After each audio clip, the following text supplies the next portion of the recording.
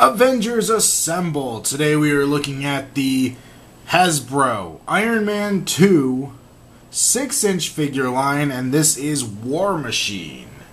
Until recently, I was kind of able to relegate my Marvel figure collecting to the 3 3/4 inch line, and then I just had this weird thought, maybe I could just pick up the Avengers in 6-inch form. That might be kinda cool.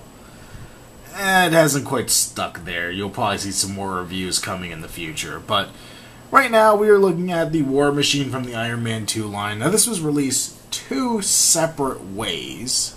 Walmart has done some exclusive releases of Iron Man figures, and War Machine was one of them, Walmart only. But later on they expanded the line, added a few more figures, and that's the one that this particular figure is from. Though as far as I've heard, it's the same guy. I actually managed to pick this guy up at a Marshall's for about $5, which was pretty cool, seeing as the original price tag was probably more around $15 or $18 if you wanted to go to Toys R Us. Now, War Machine comes with a lot of extra hands. On here you can see I have the open hands. They're my favorite of the set. We also have one for each side of fisted hands. And we have some semi-open hands. To switch it out, all you have to do is take the hand here and pull it out, and simply pop the new one back in. Pretty darn easy. War Machine also has a separate compartment over here. You could pull off the shoulder cap and bring in the missile launcher. The missile launcher will sit on the shoulder. It's supposed to look as though that side cap had kind of pulled up and expanded and is now turned to the side with the missile showing, which is kind of cool. The sculpt on War Machine is incredible. He looks awesome. The detail on him, the paint, everything. He just looks just like he did in the movie. And it looks like he could just totally mop the floor with you. He's got the boosters in the back here. There's his back with the belt going to the gun. The belt is a separate piece. We'll get into that a little bit later. He has the additional guns strapped to his arms. The plated armor over his gauntlets. The head sculpt's well done. Just a basic Iron Man head, but still really, really cool.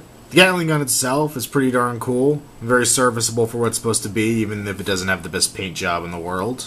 It's just a flat black plastic.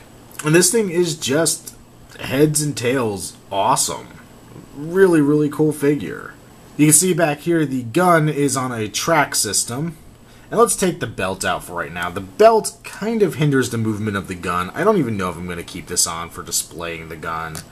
It comes off real easily and it just gets in the way. I'll either glue it in place or leave it off entirely. But the gun is mounted to a ball joint on top of here, so you get side to side and up and down.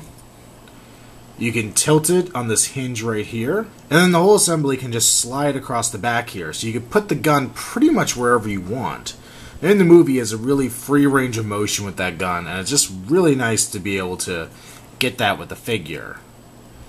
As I mentioned before, unfortunately the belt of ammo gets in the way of that, so it may not be the best option to stick it in there too permanently, or else it'd be hard to pose. For the rest of the figure's articulation, we have a double jointed neck. It has a ball in the head, along with a swivel up and down, giving a fantastic range there.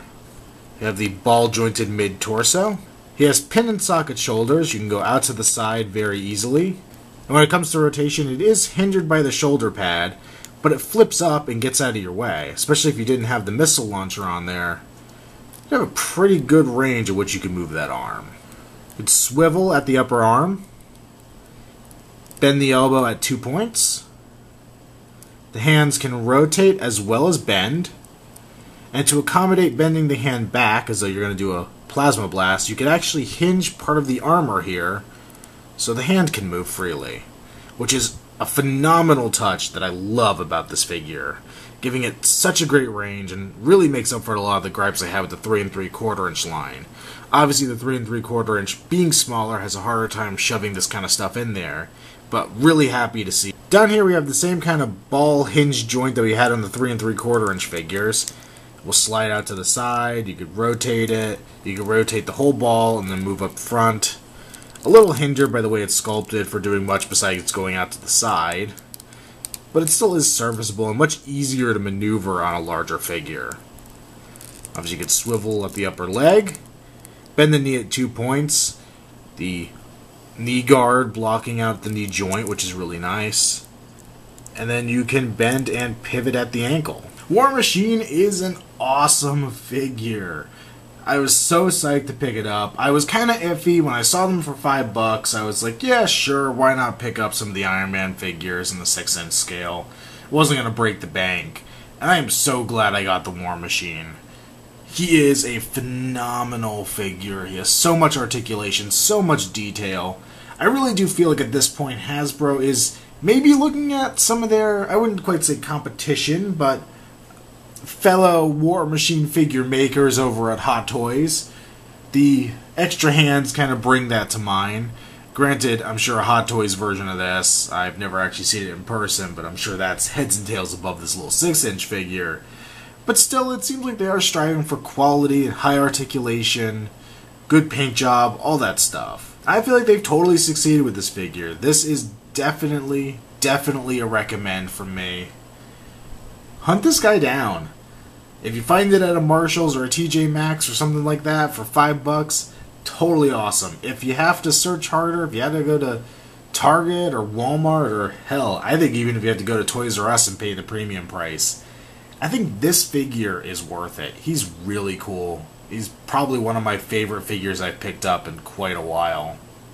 Just the amount of detail and the amount of cool factor to him is unbeatable.